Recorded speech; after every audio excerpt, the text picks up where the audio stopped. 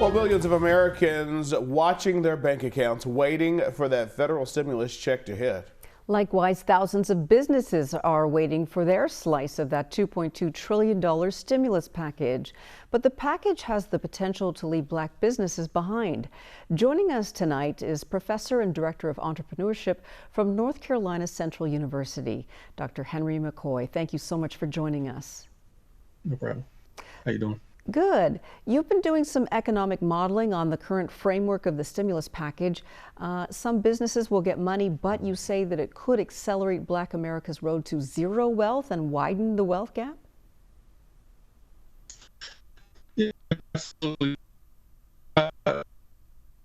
Using three inputs. You have income, you have savings, and you have investment. And so we know that each of those areas are already things that Black America trails other populations from. And so every recession that comes, Black America essentially loses a piece of that, largely because a lot of our actual ownership has been in home ownership. And that home ownership took a huge hit in 2008. And we really haven't recovered from that fully. But just as we were coming out of that, now we have this coronavirus. And so what you're going to have is you're going to have folks that lose their jobs. And so the income is going to decline. Folks are using whatever savings they had right now as a part of this process.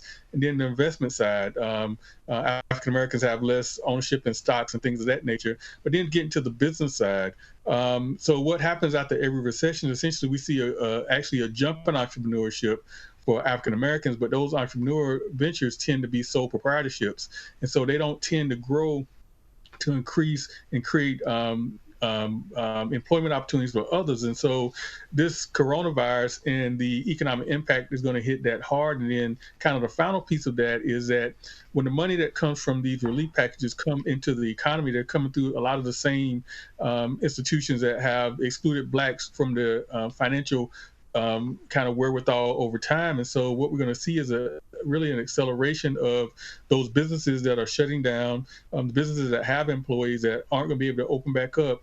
And we're probably going to see a jump in entrepreneurship, but they're going to be sole proprietorships. And those are the ones that don't create as much wealth as the businesses that grow.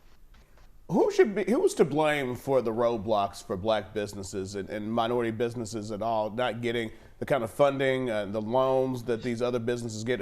Where should we look to see who's to blame for it? Well, I think it's like sometimes I work with different cities. I work with a lot of mayors, and mayors often say, Dr. McKoy, what are the one or two things that we can be doing to really change the tide on Black businesses? And my response to them is that it wasn't one or two things that actually got us to this place.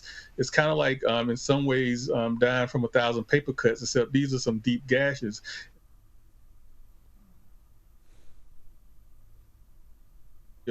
Economic development in Black America over the 19th, 20th century into the 21st century. Every time Black America has pushed forward, there's been some kind of economic hit that has not come back. Historically, those like Tulsa, Oklahoma, places like that were challenging. And so I say there's enough blame to go around. All right, Dr. McKoy, thank you so much. We appreciate all of your information and look forward to having you again sometime. Thank you. Thank you. Thank you very much.